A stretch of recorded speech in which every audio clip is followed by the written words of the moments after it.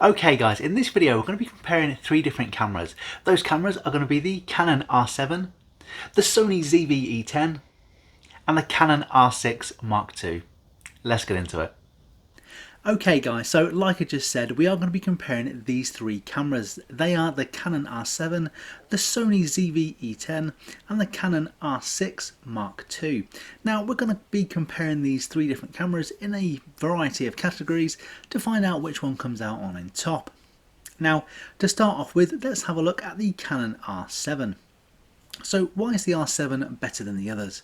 Well, to start with, the R7 has a 32.5 megapixel main camera when compared to the 24.2 of the Sony ZV-E10 and the 24.2 of the R6 Mark II. Now another thing, the R7 has pixel shift shot.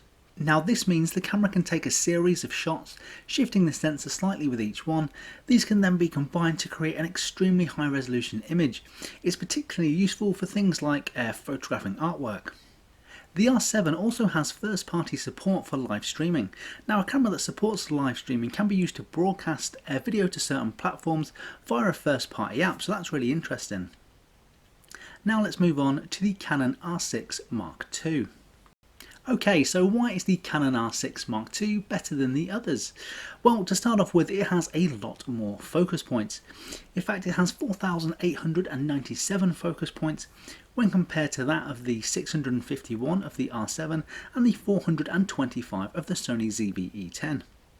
So that is quite a lot better.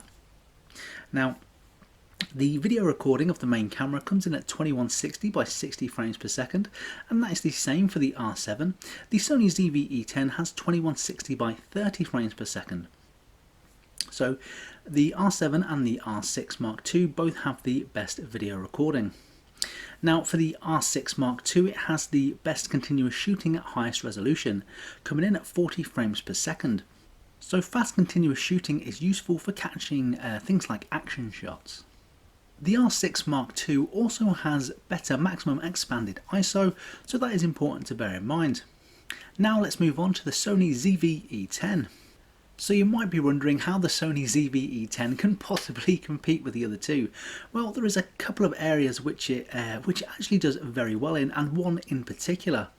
So the Sony ZV-E10 is actually quite a lot lighter than the other two, coming in at 343 grams, and therefore its volume is quite a lot less. But the main point about the Sony ZV-E10 is that it has fantastic bang for your buck, and it's something that if you're just starting out with filmmaking, or if you just started a YouTube channel, something like this, the Sony ZV-E10 is the perfect starting point, and then you can maybe progress to a more high-end camera. But the Sony ZV-E10 is fantastic for beginners and will give you a real good feel for a high-end camera. So when choosing between these three, all three are absolutely fantastic.